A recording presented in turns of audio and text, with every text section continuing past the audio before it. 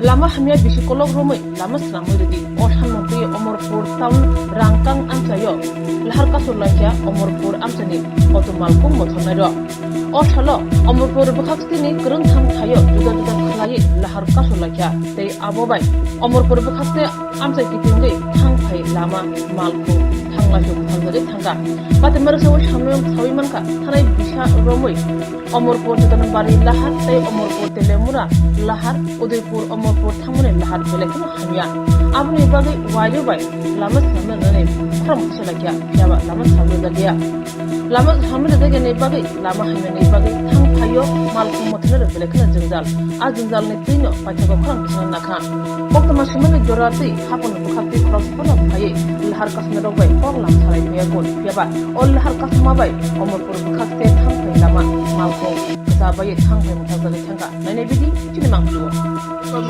খারাপ রাস্তা দেখে আমরা আজকে এখানে রাস্তা আচ্ছা, কতদিন যাবত এই রাস্তাটা বেহাল অবস্থা? আর আজকে 1 বছর হয়েছে। আচ্ছা, এই বিষয়টা সে 1 বছরের মধ্যে কোনো আধিকারিকরে বা কোনো গভর্নমেন্ট সরকারি আধিকারিক আপনারা জানিয়েছেন? আমরা ছবনি কলেজ ছবনি করেছি, বসার পরে যদিও আমি আসলাম হেওয়া ছিল কি করছে ওই হ্যাক করছে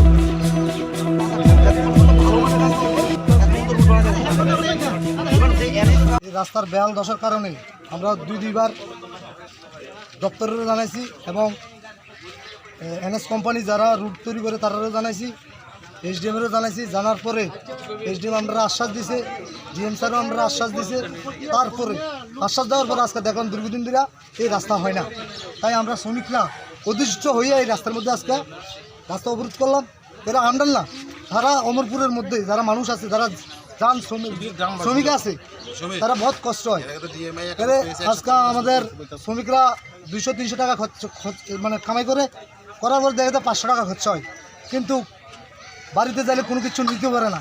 এলে আমরা চাই যে সরকার কিন্তু কাজ করার ফলে কিন্তু সরকারের বদনাম করার জন্য কিছু সিপিএমের কিছু দালাল এই অফিসের মধ্যে রয়েছে। আমি সরকারের কাছে অনুরোধ করি এই সিপিএম দালালগুলোকে ছাঁটাই করে রাস্তার কাজ যেন সুন্দরভাবে করা হয়, এই আশ্বাস আমি সরকারের কাছে আবেদন রাখলাম। বেশ কয়েকদিন আগে তো আপনারা এখানেই অবরোধ বলছিলেন, এখানে ডিএম এসেছিল, আপনাদেরকে প্রতিশ্রুতি দিয়েছে। সে ডিএম এর কথা কিভাবে আপনারা মানে ডিএম খিলাপ করলো, আপনারা কি মনে করেন?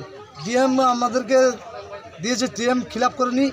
ডিএম তারা সঠিক নির্দেশ দিয়েছে এবং ডিএম আমাদের সামনে দাঁড়িয়ে কইছে যে কত টাকা লাগবে দুমুর রাস্তা কাজ করো, কিন্তু ডিএমের কথা তোয়াক্কা না করে কোনো কাজ করে না। দায়িত্ব মানে জাস্ট কয়েকটা ইট বিছিয়ে দিয়ে দায়িত্ব খালাস যে দেখেন আপনার পুরা রাস্তা। এই রুটটা কোথা থেকে যায়?